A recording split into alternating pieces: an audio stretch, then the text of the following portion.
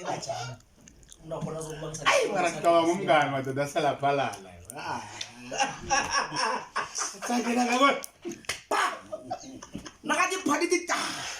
Lo belinje olwetha linje. Alwa. Linje. Yeah. Azibora kule.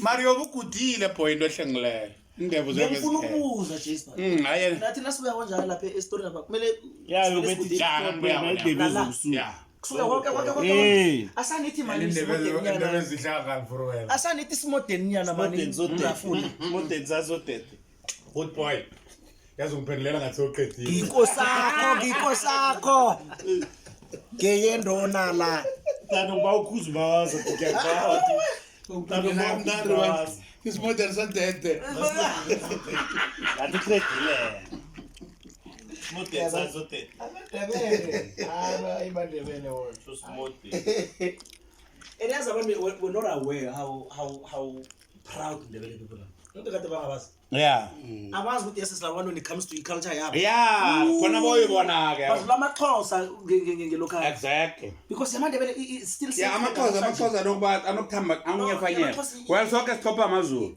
mara siyalandela thina amazulu no but when it goes going to the mountain AmaNdebele is number 1 yeah lapho number 1 la number 1 ke they don't compromise bajamisa yonke into damenza don't compromise lapha ba compromise uthi nizokuvela TV nizokuvelana nizokwenzani awabona banga bangajamisa ukuthi ngiyarekoda ngiyavela ethi bathi umuntu kuphuka matini zoyibona nobuya khona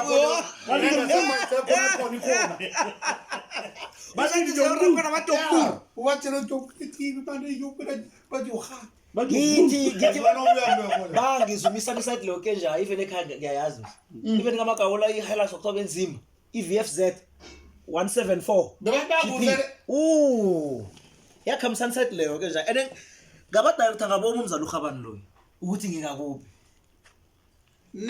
ngifonilile sicime sibukela bajala into ethe bajame la uvela from Prince Lane zasenteksini zemenlane la zikhuphuka khona le phezulu uzokuhlangana ne-Shell garage zikhamba ngohoka kunoba bobuyothengisako la kuMinar Street nesincane uMinar good ajama lapho ababukele aqhama ngabo 5 ke badlala nokuba ngoPrince lo iyo kuba ngoPrince lo ya tathi yokugcina almost icrash yokugcina ke le eyokuvela izokuvezela kuMandela Drive wehlako wena urabhule umenlane hawo bajama lapho into bajame lapho atawo yena upako ngokwenu ubaqalile na awukhipha la I'm very petty now the thing is abo ihlomkhulu modaba bafuna